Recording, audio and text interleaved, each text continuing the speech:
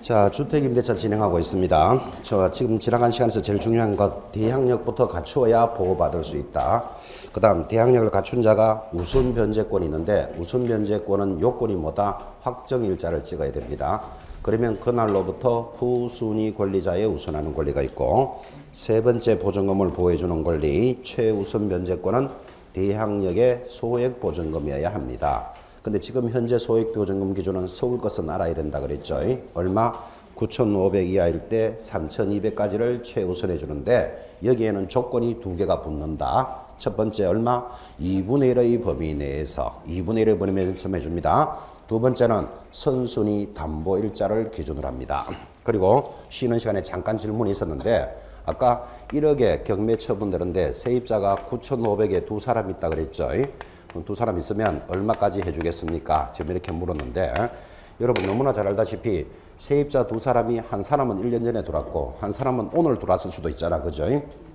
똑같은 날 세입자가 같은 날 들어오지는 않았겠죠. 그렇지만 나누기 2해서 금액을 계산합니다. 왜 2 하는가 하면 채권은 동등하기 때문에 그래요.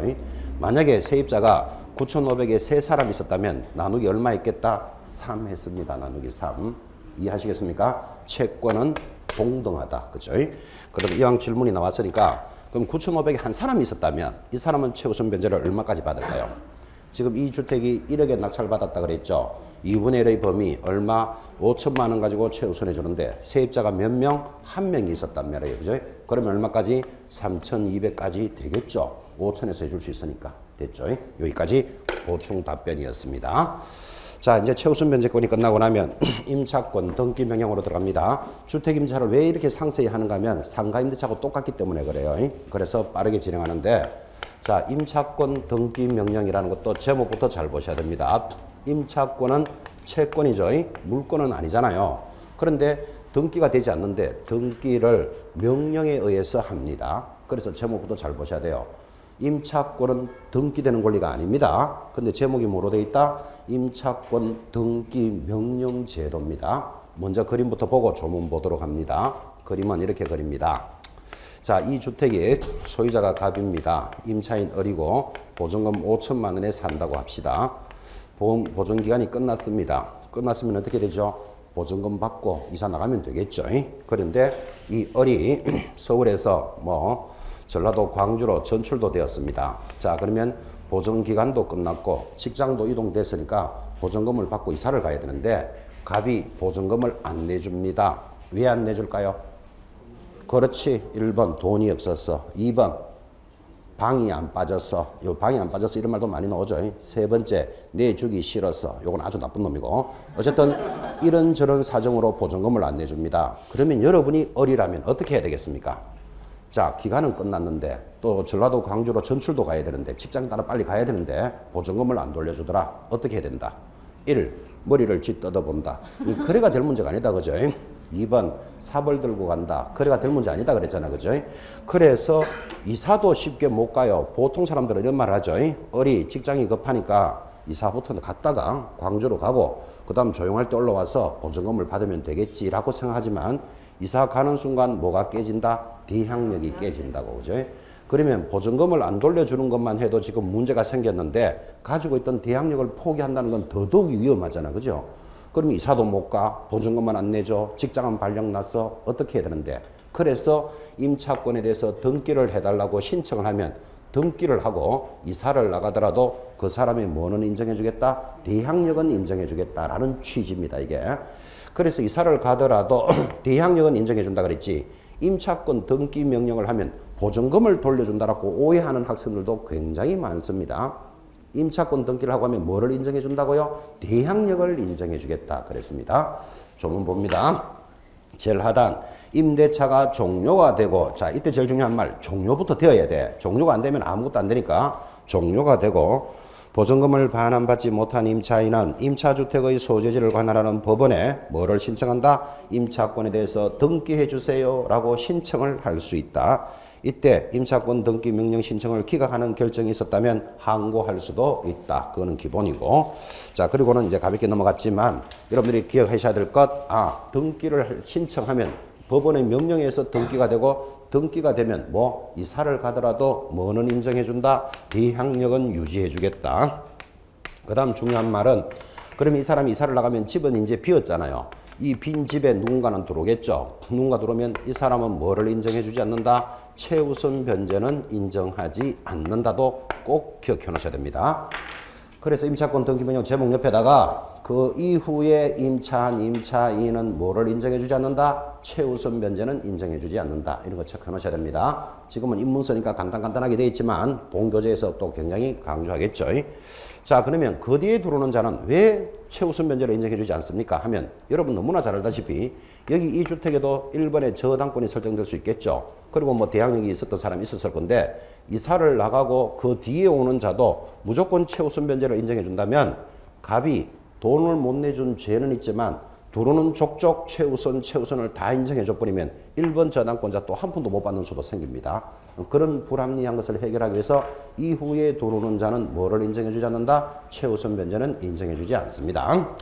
그러면 나중에 여러분들이 어떤 집에 전세를 들어가는데 등기 볼 때 보니까 임차권 등기가 돼 있구나. 그러면 들어갈 때 뭐는 포기해야 된다? 최우선 변제는 포기해야 됩니다. 이것도 실무적으로 굉장히 중요한 내용. 자, 지금까지 보증금을 보호해 주는 제도였다면 이제 기간을 보호해 주는 제도로 접어듭니다. 오늘 이런 말 했죠. 아무리 보증금을 돌려주는 게 중요하다 하더라도 오늘같이 비바람 몰아치는 날에 이 보증금 받고 당장 나가시오. 이것도 난감한 이야기잖아. 그죠? 그래서 주택임대차는 살 수 있는 기간을 보장해 줍니다. 1번 기간의 정함이 없거나 2년 미만으로 정한 임대차는 얼마로 본다? 2년으로 봅니다. 그래서 2년은 무조건 살 수 있도록 해주겠다. 이게 기간입니다. 2번이 더 중요합니다. 이때 임차인은 2년 미만의 계약의 유효함을 주장할 수 있지만 임대인은 2년 기간에 구속되므로 그 기간 만료를 이유로 주택의 반환을 청구할 수는 없다. 지금 이게 무슨 소린가 하니까 기간은 얼마로 봐준다 그랬죠? 2년으로 봐주는데 임차인, 세입자가 2년으로 계약해놓고는 1년 만에 자기 사정에 따라서 나 나가겠소 하면 임차인은 2년 미만이 유효함을 주장한다. 그런 뜻이에요. 임대인에는 그런 말이 있다 없다? 없습니다. 그래서 일방적으로 이게 임차인에게 유리하잖아. 그죠? 그래서 편면적 강행 규정이라 그럽니다. 이 기간에 대해서 여러분한테 이해를 잘 시키려고 이렇게 예를 듭니다. 여러분이 세입자라고 칩니다. 세입자인데 어떤 주택에 나 세를 좀 살겠소 하고 들어가니까 그 집주인이 6개월 뒤가 되면 우리 아들이 제대를 하니까 당신 6개월까지 살려면 들어오세요 그러는 거예요. 그래서 임차인 여러분이 그래 알았어 6개월만 살다가 비껴줄게요 하고 들어간다니까요. 아들은 6개월 뒤에 제대했겠죠. 그죠? 그런데 임차인은 기본 기간을 얼마로 본다? 2년으로 보기 때문에 비껴줘도 되고 안 비껴줘도 된다. 지금 그런 뜻이에요. 그래서 여러분이 집주인이라면 세입자가 6개월만 살겠다는 거 인정하면 된다 안 된다? 안 된다고. 약속대로 6개월 뒤에 비껴주면 다행인데 나 2년을 주장하겠소 하면 2년까지 간다니까요. 그래서 임차인에게 일방적으로 유리한 조문입니다. 그건 그렇고 6개월 뒤에 아들은 제대했는데 안 비껴주면 어떻게 해야 되겠습니까? 아들은 누구하고 자야 된다? 아들은 마당에 자야 됩니다. 마당에. 방이 없기 때문에. 그런 모습도 기억해 보시고. 만약에 여러분이 이 집 주인이면 6개월을 인정하면 안 된다 그랬잖아요. 세입자면 6개월만 살려면 들어오라 하면 들어갈 필요 있다 없다? 들어가도 된다고. 들어가놓고 얼마를 주장한다? 2년을 주장할 수 있다. 그래서 임차인에게 일방적으로 유리한 기간입니다. 이게. 그를 뭐라 부른다? 편면적 강행규정. 2번 내려옵니다. 보증금의 반환과 임대차 관계의 존속. 임대차가 종료된 경우에도 임차인이 보증금을 반환받을 때까지는 임대차 관계는 존속하는 것으로 본다. 그러니까 2년으로 계약했는데 보증금을 안 돌려준다. 그럼 계속 살고 있어도 된다 이 말이에요. 그죠? 보증금이 반환되지 않으면 존속되는 것으로 본다. 그런 말도 이해해 보시고. 3번 계약의 법정갱신 들어옵니다. 이런 법정갱신을 일명 묵시적 갱신 그렇게도 말합니다. 똑같은 말입니다. 묵시적 갱신. 자, 그건 또 무슨 뜻인가 하니까 주택임대차는 기본적으로 기간을 얼마를 본다 그랬죠? 2년을 봐준다 그랬잖아요. 그럼 2년을 봐주는데 그 조문 1번 집주인 임대인은 끝나기 6월에서 1월 사이에 세입자인 임차인은 끝나기 1개월 전까지는 나는 더 나가겠소 아니면 더 있겠소를 통지를 해야 됩니다. 집주인은 언제요? 6개월에서 1개월 사이에 있을래요? 나갈래요? 또는 보증금을 올려주겠습니까?를 통지해야 되고 임차인은 끝나기 1개월 전까지 통지를 하면 되는데 둘 다 말이 없습니다. 왜 말이 없을까요? 입이 무거워서 둘 다 말이 없습니다. 그럼 입이 무거워서 저절로 연장이 되는 것을 뭐라 그런다? 묵시적 갱신. 다른 말로 법정 갱신. 그때 갱신은 무조건 얼마로 본다? 전독립 조건과 동일한 조건으로 본다. 역시 2년이 연장된 것으로 봅니다. 그러면서 또 임차인은 이렇게 법정갱신이 일어났더라도 언제든지 나는 그만두겠소라고 또 주장할 수 있다. 누가 주장한다? 임차인이. 또 일방적으로 유리하잖아. 그죠? 그런데 여러분 보다시피 임차인이 언제든지 주장할 수 있는데 갑자기 연장시켰는데 내일 보증금 돌려주시오 나간다. 그러면 임대인도 좀 부담스럽겠죠. 그래서 언제든지 주장을 하되 그 효력은 3개월이 지나면 효력은 발생한다. 이렇게 해줘야 합리적이죠. 집주인도 보증금을 마련할 준비할 시간은 줘야 되잖아. 그죠? 3개월이 지나면 효력이 발생하는데 가장 중요한 것. 그런데 임차인은 얼마? 2개의 차임에 달하도록 월세가 밀렸다면 이런 법정갱신은 인정하지 않는다. 자기 의무는 다하지 않고 권리만 주장할 수는 없다. 그런 취지예요. 그게 하단에 연결이 되어 있죠. 2개의 차임. 이것도 보기보다 시험에 잘 나옵니다. 바로 이어지는 상가임대차에서는 몇 개의 차임일까요? 그건 3개의 차임이 있으면 갱신 거절합니다. 그런 개념도 한번 비교해 보시고.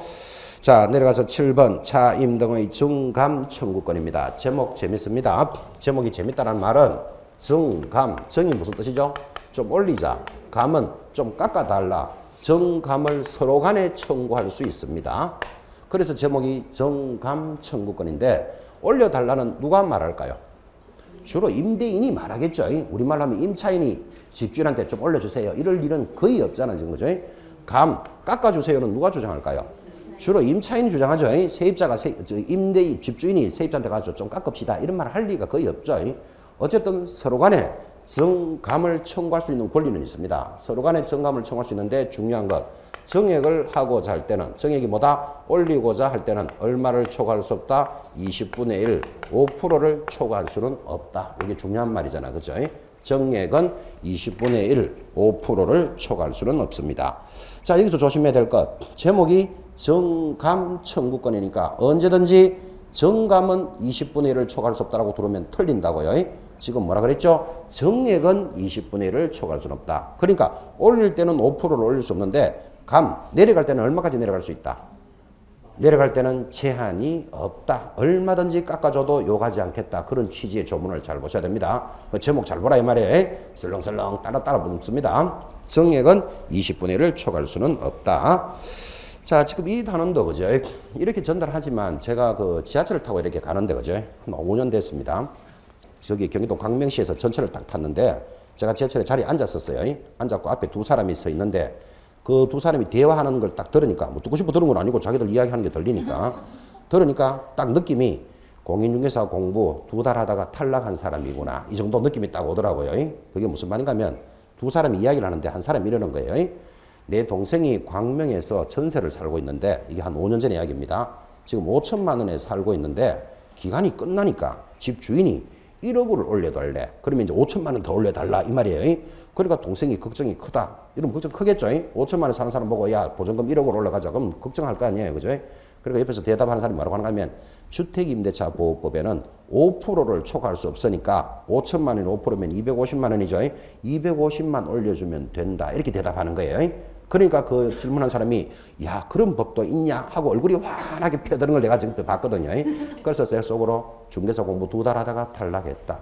영 안 했으면 뭐 5%인지 뭔지도 모를 건데 5%라는 말을 하는 거 보니까 하기는 했잖아 지금. 그죠? 그래서 2달 만에 탈락했구나. 제가 이걸 느낀다니까요.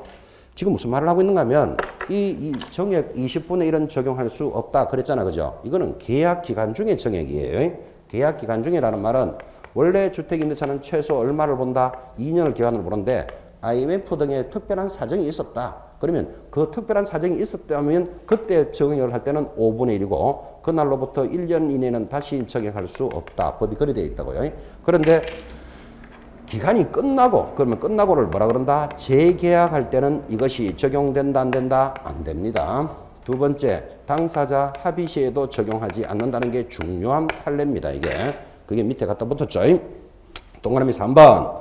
임대차 계약이 종료되고 재계약을 하거나 재계약의 동그라미 임대차 계약 종료 전이라도 당사자가 합의가 있었다면 합의 동그라미 이 경우에는 20분의 1 이상의 증액도 뭐 가능하다. 이런 모습들을 잘 익히셔야 됩니다. 이거. 그래서 중개사 공부 2달 하다 탈락한 사람들 이야기하면 딱 들으면 안다니까는 거죠. 애초부터 5%도 몰랐으면 이해는 하지만 이렇게 알고 사람이 너무너무 많더라고요. 그래서 시험에 잘 나온다 안 나온다 잘 나옵니다. 이거 20분의 1을 정액할 수는 없는데 언제는 적용하지 않는다. 재계약 시에는 적용하지 않는다. 그리고 당사자 합의 시에도 적용하지 않습니다. 그건 상식이다. 그죠? 당사자들끼리 올려주겠다는 데는 말릴 사람 아무도 없죠. 제일 하단 이것도 법이 개정되기 때문에 짚으셔야 됩니다. 월 차임의 전환 시 산정률의 제한 별표 딱 해놓고 연 1할을 10%라 그럽니다. 또는 기준금리 4배를 곱한 금액 중 낮은 비율로 해야 된다. 자, 이건 또 취지를 이렇게 이해해 보시기 바랍니다. 이 법이 바뀌기 전에는 주택임대차는 월 차임의 전환이라는 말은 이겁니다.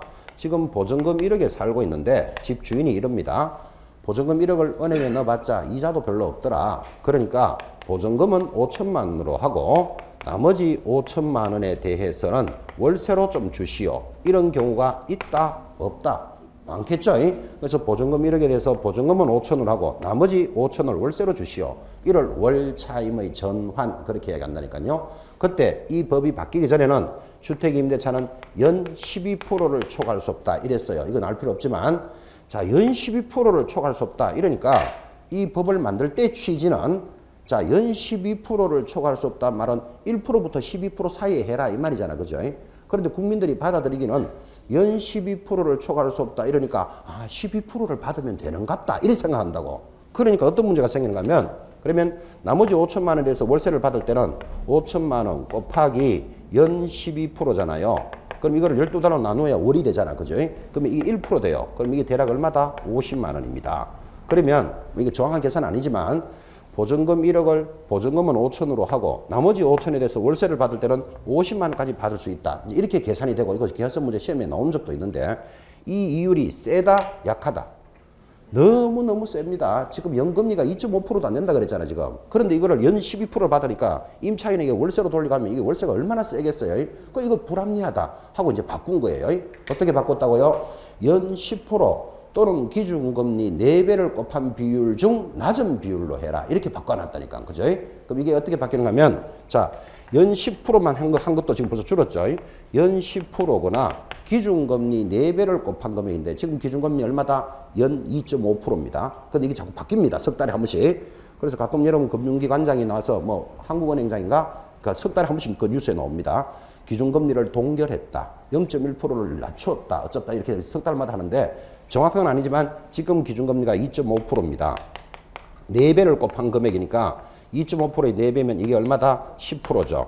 똑같잖아 지금. 그러니까 무슨 말인가 하면 연 10%거나 기준금리 4배를 곱한 비율 중 낮은 비율로 전환해라. 그렇게 바꾼 거예요. 지금은 몇 프로로 돌아간다? 10%로 돌아가요. 전번보다 높아졌다? 낮아졌다? 낮아졌습니다.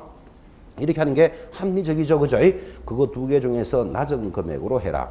지금 이 자리에서 기준금리 2.5% 이런 거 계산하고 있는 사람은 공부 못하는 사람입니다. 기준금리는 바뀐다 그랬잖아요. 지금 그죠? 뭐를 기억해야 된다? 10%거나 기준금리 4배 중 낮은 금액이다. 이렇게 기억하셔야 된다고. 되겠습니까? 이게 여러분한테 처음 바뀌기 때문에 여러분한테도 시험 나올 가능성 아주 높습니다. 이거 별표 딱 찍어놓고. 자, 주택임대차를 간략하게 이 정도로 했지만 이거 말고도 해야 될 게 많죠. 주택임차권은 승계하는 제도도 있습니다. 상가에는 없지만 주택에는 그 임차권을 승계하는 제도도 있고 그런 것들은 이제 주교재를 할 때 다시 더 확인해 나갈 겁니다. 자, 지금까지 진행했던 내용을 바탕으로 상가임대차보호법이 들어옵니다. 이름하여 상임법이다 이렇게 부릅니다. 자, 상가임대차보호법도 제목부터 가지고 물어야 되죠. 제목을 딱 보는 순간 무엇에 대해서 보호할까요? 일단 상가에 대해서만 보호해 줍니다. 주택이 아니라는 거 잘 보셔야 됩니다. 상가에 대해서 누구를 보호할까요? 임차인만 보호합니다. 그러면 임차인에 대해서 뭐를 보호해줘야 된다? 임차인의 딸을 보호해준다. 그런 사람 안 된다 그랬잖아요. 임차인의 보증금과 기간을 보호해줍니다. 그런데 주택임대차는 보증금에 약간 비중이 더 크다면 상가는 기간의 비중이 더 큽니다. 여러분 영업하는 장소는 왜 기간이 필요하다는 건 이해하시겠죠? 내가 많은 금액과 뭐 인력을 투자해가지고 뭐 식당을 하고 있는데 1년 만에 나가시오. 그러면 그 시설비 이런 게 손해가 크다라는 데 대해서 인정하겠죠. 그죠? 그래서 상가는 어디에 치우쳐져 있다? 기간에 치우쳐져 있습니다. 자, 이 법 시행 후 체결되거나 하는 건 참고로 보고 내려가면 적용 대상. 당연히 중요합니다. 별표 딱 찍어놓고 아래 금액에 해당될 때만 보호가 됩니다. 이게 주택임대차와 처음으로 다른 거죠. 상가임대차는 자 지금부터 기억하셔야 됩니다. 서울에서는 환산보증금이 얼마? 4억. 과밀권역은 얼마? 3억. 그리고 광역시, 김포, 용인, 안산, 광주 얼마? 2억 4천일 때만 나머지 기타 지역은 1억 8천이 될 때만 보호받습니다. 아주 중요합니다. 이거는 주택임대차는 얼마일 때만 보호해주겠다. 이런 기준이 있었다 없었다? 없었죠. 이 살림만 살면 주택이면 보호해준다 그랬잖아. 그죠? 근데 상가는 아니라니까요. 뭐를 영업을 하더라도 이 보증금이 해당될 때만 보호받습니다. 지금 이 시간에 기억합니다. 4억, 3억, 2억 4천, 1억 8천은 숫자 기억해놔야 됩니다. 이걸 좀 이랬으면 좋겠습니다. 이게 4억이니까 40, 30, 24, 18 이렇게 기억하면서 오늘 수업 끝나고 로또를 한 장 사시기 바랍니다. 로또 한 장이 얼마? 로또 한 장에 1,000원입니다. 1,000원.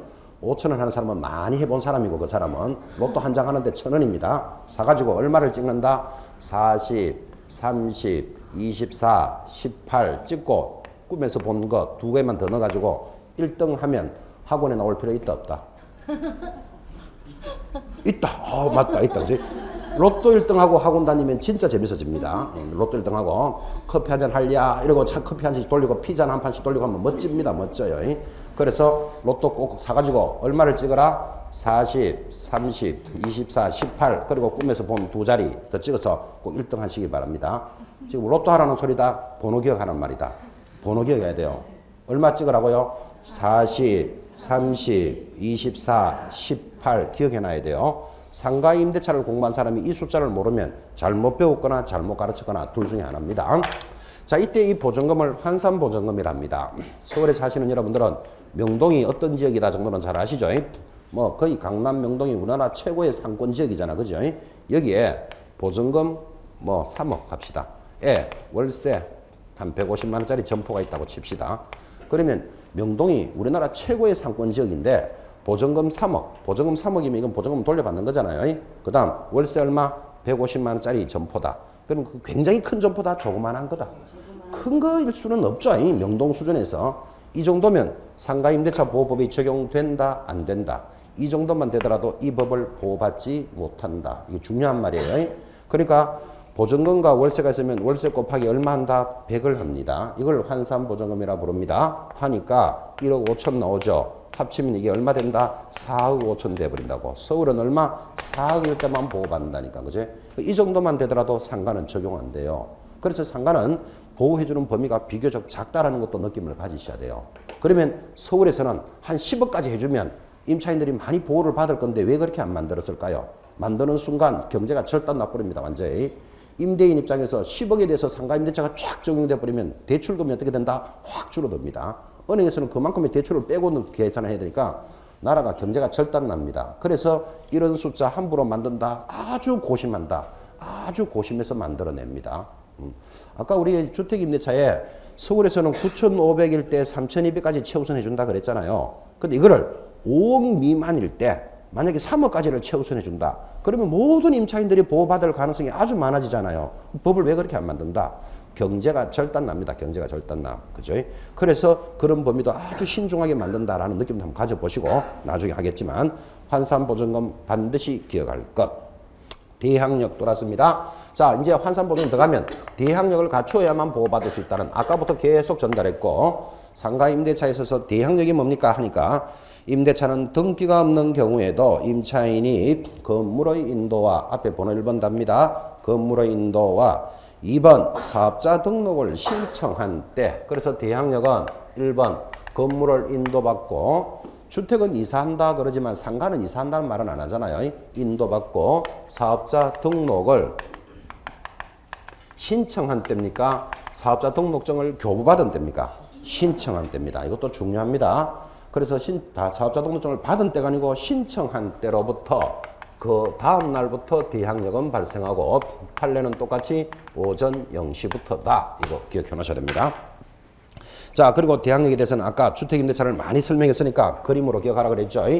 건물 주인 갑, 임차인 얼 사이에 임대차 계약이 일어났더라도 이 건물을 다시 병이라는 자에게 매매할 수 있다 없다? 있다. 사망하면 상속할 수도 있고 경매 처분될 수도 있겠죠.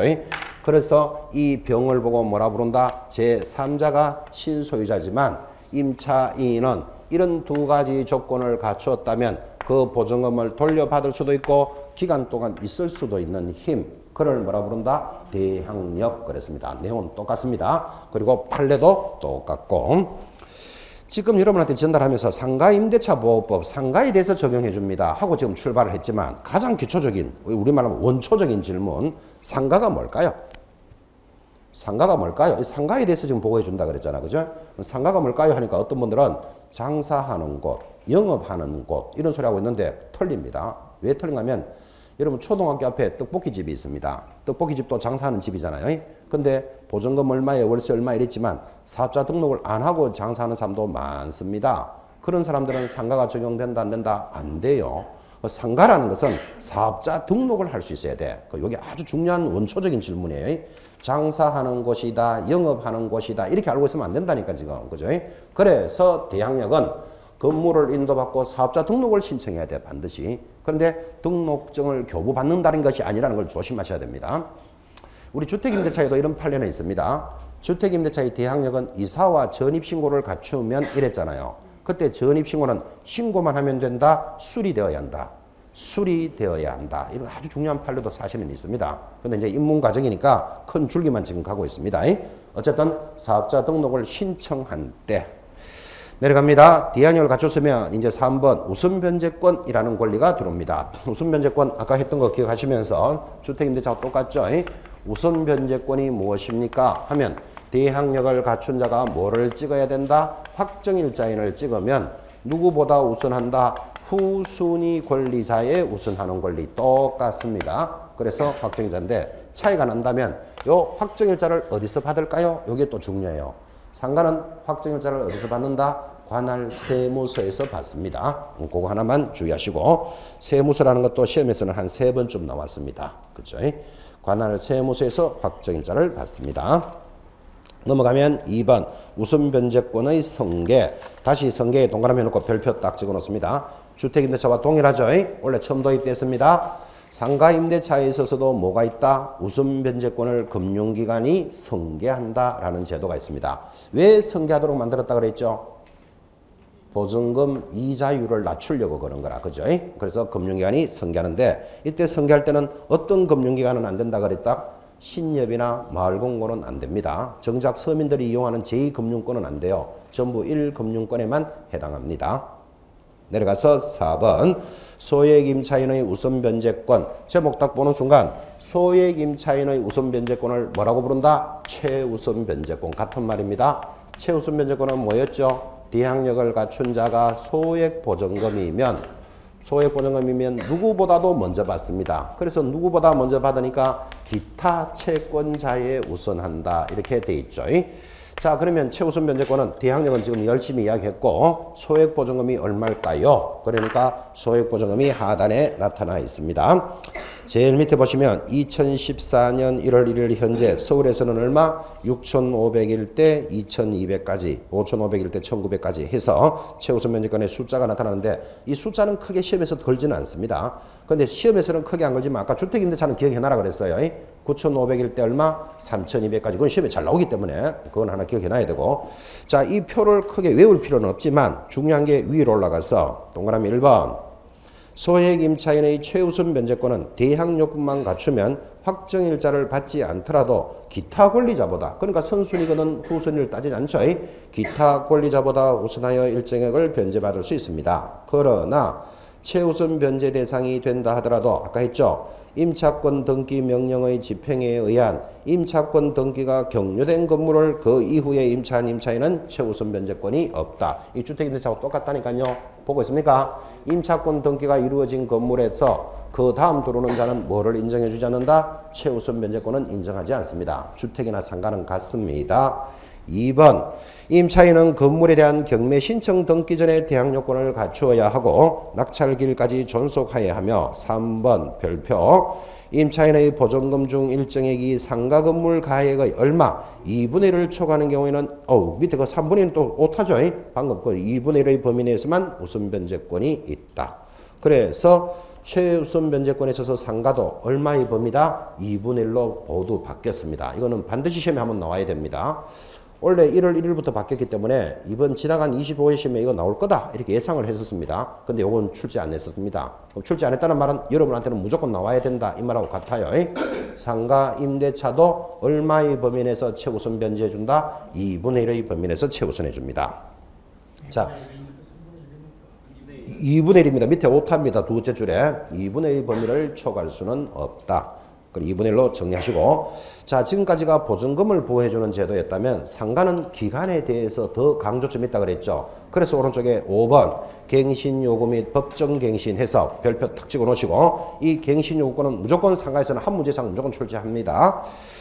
임대인은 임차인이 임대차 기간 만료 6월부터 1월 사이에 행하는 갱신요구에 대해서 정당한 사유 없이 거절할 수 없다. 이 경우 갱신요구권은 줄 것입니다. 최초 임대차를 포함하여 이 포함을 시험에서 제외하고 이렇게 잘래요. 포함하여 전체 임대차가 5년을 초과하지 않는 범위 내에서만 행사할 수 있는데 다음의 경우에는 거절할 수 있다. 이 거절할 수 있는 것을 갱신요구권의 거절 사유라고 모두 8가지입니다. 이것도 바뀐 개정사항이기 때문에 중요한 내용입니다. 자, 이것도 이해를 이렇게 한번 해봅시다. 주택과 다르게 상가는 그죠? 이게 상가입니다. 이제 뭐 서울이라고 할까요? 서울에 있는 상가로서 보증금 2억에 월세가 200만 원입니다. 그러면 상가 임대차 보호된다? 안 된다? 되죠? 보증금 2억에 월세 얼마? 200만 원. 그러면 환산보증금 4억이잖아요. 여러분 임차인, 이게 주인이 갑이고 여러분이 을입니다. 이 점포를 얻어서 뭐를 할 거다? 호프집을 할 겁니다. 호프집을 하려면 인테리어, 그러니까 인테리어 경비도 한 1억 좀 더 갈 수 있겠죠? 자, 그러면 보증금 2억에 월세 200만 원 내면서 인테리어 경비도 1억을 투입해서 호프집을 합니다. 호프집을 하니까 이게 상가잖아요. 상가 임대차는 기본적으로 얼마를 인정하게 해준다? 1년을 인정해 줍니다. 자, 1년을 인정해 주는데 1년만 하고 당신 나가시오. 이러면 임차인이 굉장히 불리하다 그죠? 그래서 최초 임대차를 포함하여 얼마의 범위 내에서 5년의 범위 내에서 더 있고 싶다. 더 있고 싶다를 갱신을 요구할 권리가 있다. 이게 상가에 있어서는 중요한 거고 최초 임대차를 포함하여 5년이지 요거를 제외하고 이래버리면 6년 돼야 된다. 그죠? 그래서 이 단어가 중요한 거예요. 최초 임대차를 포함하여 5년의 범위 내에서 갱신을 요구할 수 있습니다. 그때 더 있고 싶더라고 요구할 때는 그러면 한 푼도 안 올리고 나는 계속 5년 동안 더 있을게. 그럴 수는 없겠죠. 그죠? 그래서 상가는 얼마? 100분의 9, 9%까지는 정액할 수는 있습니다. 그건 천천히 하기로 하고. 자, 그러면 갱신을 요구할 권리는 주택임대차에는 있다? 없다? 없다. 그거부터 잡으셔야 돼요. 주택은 2년이 지나서 나가려면 나가고 있으려면 있는 거지. 나는 더 있고 싶다 할 권리는 없습니다. 근데 상가는 5년의 범위 내에서 더 있고 싶다라고 요구할 권리가 있다는 게 굉장히 중요하고 그런데 갱신 요구를 하되 다음 사유가 있으면 거절할 수 있다. 거절할 수 있는 사유 모두 몇 개? 8개. 무조건 시험에 나온다 그랬죠. 자, 그럼 이 8가지를 막 외워야 되겠다. 그건 무리입니다. 그런데 이 8가지를 잘 들어보면 여러분이 집 주인이라도 건물 주인이라도 거절할 수밖에 없어요. 그렇게 접근해야 되지. 이걸 다 외운다고 들어오면 안 된다고요. 자, 거절할 수 있는 사유 1번. 임차인이 몇 기? 3기의 차임에 달하도록 차임을 연체했을 때 3기의 동그라미. 그때 3기라는 말은 쉽게 말하면 석 달치 월세는 밀려놓고 나 5년 동안 있고 싶다. 그럴 수는 없다. 지금 그런 뜻이에요. 보통 3기는 그냥 월세로 따지면 석 달이잖아. 그죠? 근데 세를 분기로 내는 사람도 있겠죠. 석 달에 한 번씩 내면 그거는 몇 달이다? 9개월이 지나야 되겠죠. 3기라는 말은 그렇게 계산하라 이 말이에요. 쉽게 생각하면 그냥 월세로 따지면 석 달이겠죠. 그죠? 그때는 기간만 따질까요? 보증금도 따질까요? 월세도 따질까요? 무슨 말인가 하면 지금 이 말입니다. 지금 보증금 2억에 월세 200만 원 살고 있잖아. 그죠? 근데 3개의 차임에 달하도록 연체했다면 거절할 수 있다 그랬잖아요. 그럼 이 월세가 200만 원이잖아요. 그러면 예를 들어 계약을 1월 달에 했다. 뭐 1월, 2월, 3월, 4월, 5월, 6월, 7월 가는데 월세 얼마나 그랬죠? 월세 얼마? 200만 원 그랬잖아요. 200만 원. 첫째 달에 월세 200만 원 들어왔어요. 둘째 달에 안 들어왔어요. 그죠? 셋째 달에도 월세 안 들어왔어요. 넷째 달에도 안 들어왔다. 그러면 3기의 차임에 달하도록 연체됐죠. 그러면 갱신을 거절할 수 있다. 그 말이잖아. 그죠? 근데 이렇게만 나오는 게 아니고 골 때려요. 첫째 달에 200만 원 들어왔어요. 둘째 달에 안 들어왔어요. 집주인이 바리바리 전화했겠죠. 100만 원 들어왔어요. 골 때리기 시작해요. 그 다음에 또 안 들어왔어요. 그 다음에 또 200만 원 들어왔어요. 그 다음에 또 안 들어왔어요. 자, 그러면 아까는 연속해서 3개월, 지금 한 번, 두 번, 세 번, 더듬 세 번이잖아요. 이거 인정한다, 안 한다? 당연히 인정합니다. 그러니까 누적입니다, 누적. 만약에 연속 3기의 임차인 해버리면 전부 다 2달은 안 내고 한 번은 냈다가 2달은 안 냈다가 한 번은 냈다가 이렇게 갈 수 있잖아, 그죠? 그래서 석 달이 어떻게든 되면 안 돼요. 근데 여기는 뭐도 들어간다? 금액도 들어가요, 금액도. 그러니까 지금 벌써 100만 원 한번 빠졌죠? 그럼 이거 100만 원 안 들어왔잖아, 지금, 그죠? 그 다음에 100만 원 들어오면 요것도 뭘로 본다? 한 번 안 들어왔고, 두 번 안 들어왔고, 요거 합치면 한 번 안 들어온 거 되잖아, 지금, 그죠? 이것도 금액도 포함해요. 됐죠? 기간만 포함하는 게 아니고 뭐도 포함한다? 금액도 포함해요. 이건 이제 실무적인 이야기예요. 여러분 시험에서는 이런 것까지 묻는다 안 묻는다? 안 물어요. 시험에서는 금액까지 안 묻는다니까. 3개의 차이만 기억하시면 돼요. 이렇게 하는 게 합리적이죠. 월세가 200만 원인데 어떤 놈이 돌아가지고는 50만 원씩 계속 내는 거예요. 한 번도 연체 안 되고. 분통 터진다 안 터진다? 집주인 분통 터집니다. 그러니까 200, 200, 300이면 600이잖아. 그죠?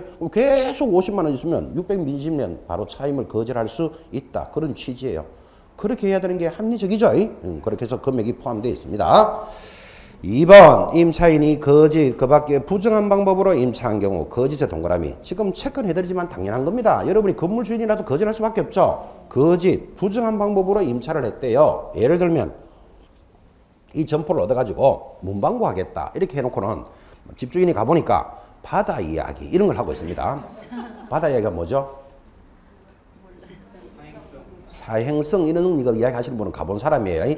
바다 이야기는 횟집이에요. 횟집 막 칼 막 깔고 있는 거라 지금 그죠? 그러니까 원래는 문방구 하겠다 해놓고는 거짓 부정한 방법으로 임차했다. 거절할 수 있겠죠. 3번 당연한 이야기 아닙니까? 쌍방 합의하에 상당한 보상을 제공했을 때 그죠? 합의에 동그라미 해놓고 그래서 야, 니 나가는데 권리금 얼마 시설비 얼마 전부 다 해줄게. 그죠? 합의했을 때는 거절할 수 있다. 상식적인 이야기 하고 있습니다. 4번 임차인이 임대인의 동의 없이 목적 건물의 전부 또는 일부를 전대했을 때 그 동의 없이의 동그라미 상식 아닙니까? 집주인 허락 없이 지금 마음대로 해줬는 거 보호된다 안 된다? 안 되겠죠. 당연한 이야기를 하고 있습니다. 5번 또 당연한 이야기. 임차인이 임차 건물의 전부 또는 일부를 고의에 동그라미 놓고 중대한 과실로 파손했을 때 그죠? 무슨 임차인이 그죠? 점포에 세를 넣고 살면서 나가면서 계단 깨고 들어오면서 유창가 깨면서 나는 5년 동안 있고 싶다. 그럴 수는 없다 이 말이에요. 고의 중대한 과실이에요. 이 고의라는 말을 여러분한테 탁 찍어주는 이유는 세를 살다 보면 벽에 못 하나 칠 수 있다 없다. 못 하나 칠 수 있겠죠. 그래서 세입자가 못을 똑 치다 보니까 금이 쭉 갔어. 그러니까 집주인이 내려와가지고 건물주인이 야, 니 파손했으니까 나가라. 그러면 안 돼. 고의 중대한 과실로 파손해야 돼요. 그죠? 이런 것들이 예민하니까 잘 봐야 돼요.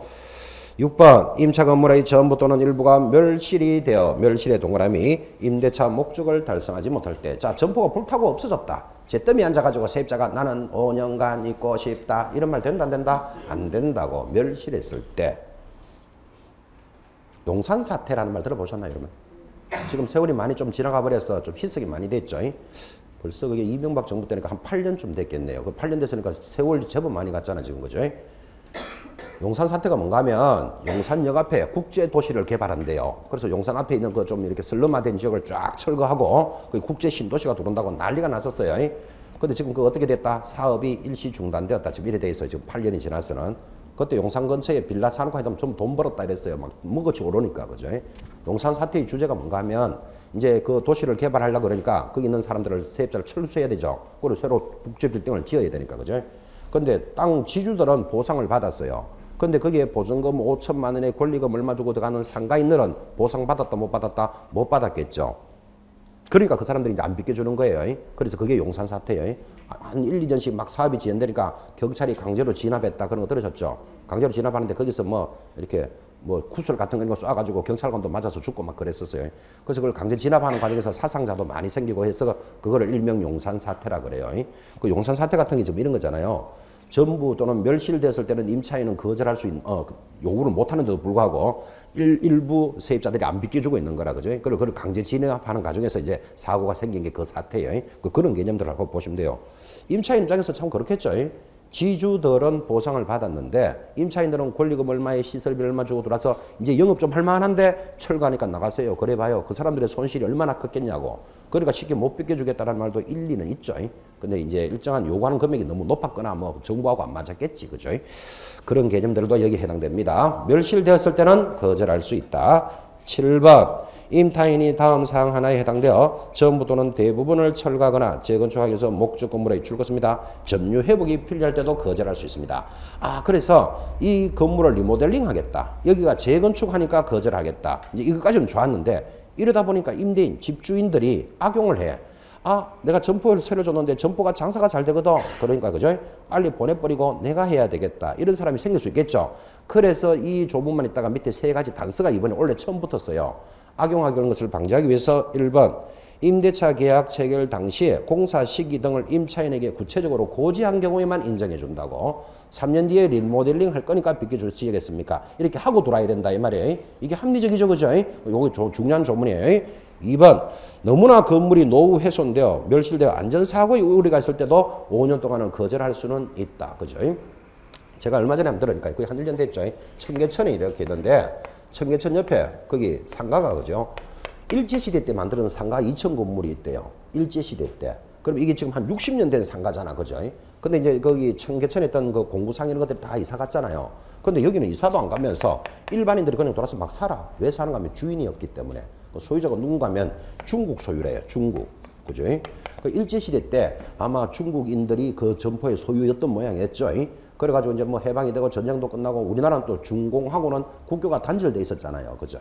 이런저런 사정으로 이 건물 없는, 주인 없는 건물이 2천 건물이 있으니까 이거 수리하고 살겠다. 그냥 막 산다. 막 사는 거예요. 그전에는 점포 공구상이 있었겠죠. 뭐 새는 어떤 놈이 받아갔는지 그건 알 수는 없는데 지금 이제 중국과의 정상화되고 했는데 소유자가 대만인인데 그 대만에서 이 건물을 수리해서 관리한다 안 한다 안 한다고. 우리는 중국하고 국교가 만들어져 있잖아. 그지?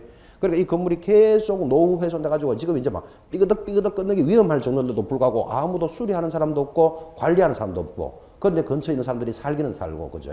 그래서 이런 건물이 있다라고 한 1년 전에 신문 본 적 있어요.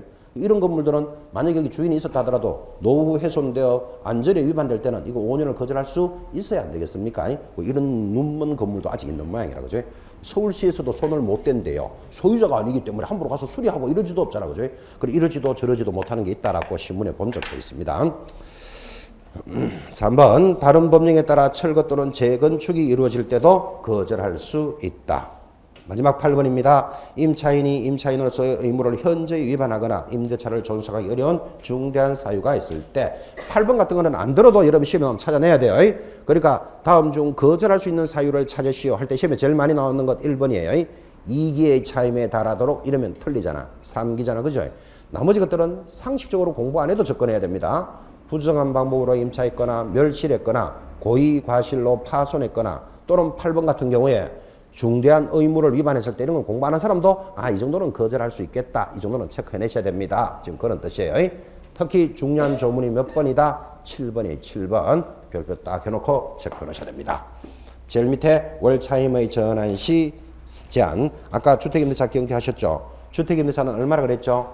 연 10%, 기준금리 몇 배? 4배 중 낮은 금액인데 상가는 어떻게 됩니까? 1할 2푼 또는 기준금리 4.5배 중 낮은 비율로 한다. 이건 개정됐기 때문에 기억해놔야 돼요. 여러분들이 처음 만나는 단원입니다. 그래서 월차임의 전환. 넘어가면 마무리. 등록사항 등의 면람 제공해서 이것도 상가에만 있는 아주 독특한 내용입니다. 첫째 줄에 건물의 임대차에 이해관계 있는 자, 건물의 소재지를 관할하는 세무서장 동그라미 놓고 에게 다음 사항의 열람 또는 제공을 요청할 수 있다. 이때 세무서장은 정당한 사유 없이 거절할 수 없다. 주택에는 없는 아주 유일한 내용. 상가는 지금 여러분이 앉아 계시는 이 자리도 큰 상가잖아요. 그럼 이 상가에 많은 입주자들이 지금 들어와 있습니다. 그래서 많은 입주자들이 들어와 있는데 여러분이 이 점포를 얻어서 뭔가 하고 싶다. 그런데 이 전체의 보증금은 얼마고 확정일자를 찍은 자가 얼마냐를 알면 내가 보증금을 보호받겠다 못 받겠다를 판단할 수 있겠죠. 그래서 주택은 안 되지만 상가에 대해서는 이런 자료를 열람할 수도 있다. 어디 가서 열람한다고요? 관할 세무서장에게 요구를 하면 세무서장은 거절할 수 없다. 어떤 자료를 요구한다? 1번 임대인, 임차인의 성명, 주소, 주민등록번호. 야, 이것도 이 법을 만들 때는 이랬지만 지금 그 세입자가 집주인의 주민등록번호 이런 거 요구한다는 것도 사실은 안 쉽죠. 사실은 그죠. 이것도 벌써 상감지차도 만들어진 지가 지금 8년이 넘어가기 때문에 그전에는 이렇게 법을 만드는 거예요. 건물의 소재지, 목적물 기간, 사업자 등록 신청일 이런 거 왜 본다? 확정일자와 대항력을 갖춘 자가 있느냐를 본다는 뜻이에요.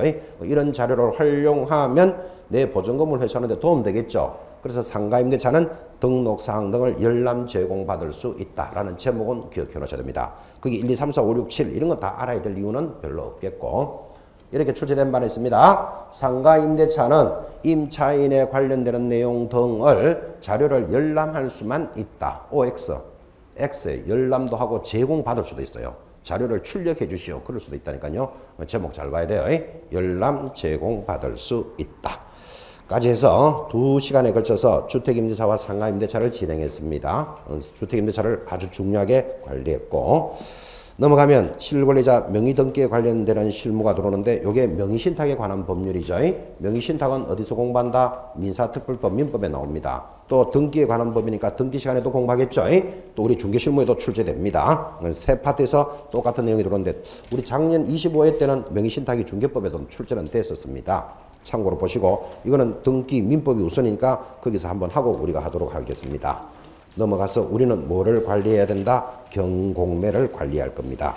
그래서 116페이지 경공매 실무 그 다음 이어지는 것이 매수 신청에 관한 법률 이렇게 준비되어 있습니다. 10분 쉬었다가 진행합시다.